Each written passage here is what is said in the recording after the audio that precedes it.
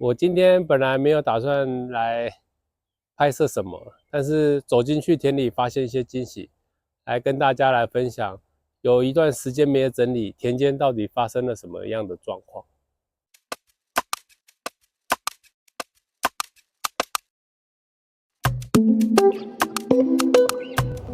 大家好，我今天要跟大家分享，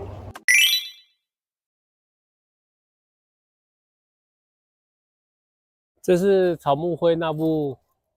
影片所种的玉米。那现在它长的状况是这样，它现在底下有点枯黄啊，因为这个冬天其实蛮缺水的，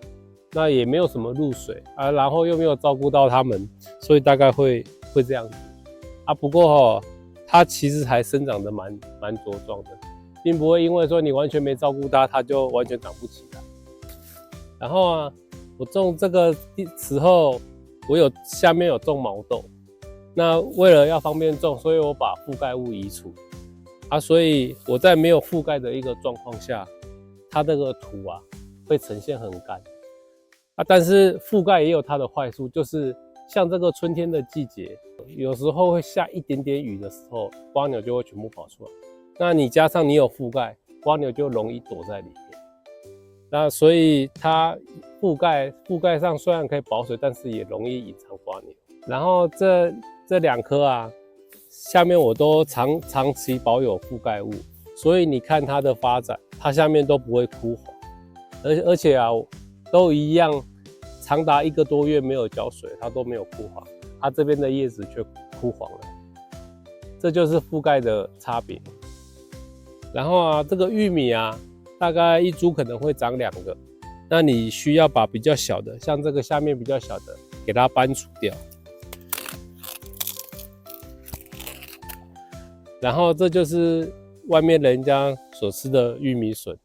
那为什么要搬掉一个？是因为如果2颗果实，那我们因为也没有施加肥料，所以养分的话会分散掉，所以我们只留一个比较大的，那这样它的果实就会比较饱满。现在我就是要来做一些管理。那我管理的时候，就是先尽量把这边弄得通风一点。所以你要把这些下面的杂草跟下面这些枯掉的叶子给它修剪掉，然后覆盖上去，然后浇一些水，大致上就完成。最后就是等玉米采收。因为我已经很久一段时间没有进来了，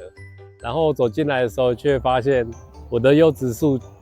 终于结果了。那这棵柚子树我种了大概有5、6年，那这是它第一次结果，所以它现在一开始结果会结2颗，那我会把其中1颗就是去除掉，让养分留在另一颗，然后把它包起来。对，我会把这个叶子剪掉，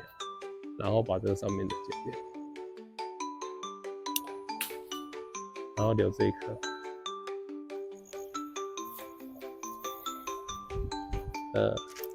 吃不吃得到我不知道，反正就先包看看。那因为我们这边是没有人在产柚子那我是第一次看到柚子小时候原来是这样它这个柚子小的时候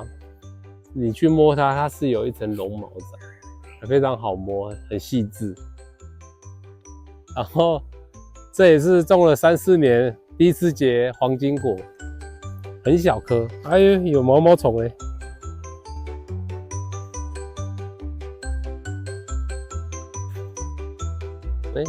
还可以好小颗外面人家的很大颗呢。然后我们的凤梨开始在结果了，那我草大部分会留到这样子，大概它会被遮住，阻挡凤梨的光合作用，我就会开始除草。那一样除的草一样继续放上去，所以植物它等到它适合的环境的时候，它就会开始结果。很多人以为做一个农夫就要每天去管理自己的田地，才会有好的收成。但在自然农法里面农夫其实只是一个观察者，那所有的植物会按照它自己的规律去做生长。所以做自然农法说是懒人农法，确实是。所以与其花很多时间在劳作，反而是花更多的时间在观察你田地里面的变化。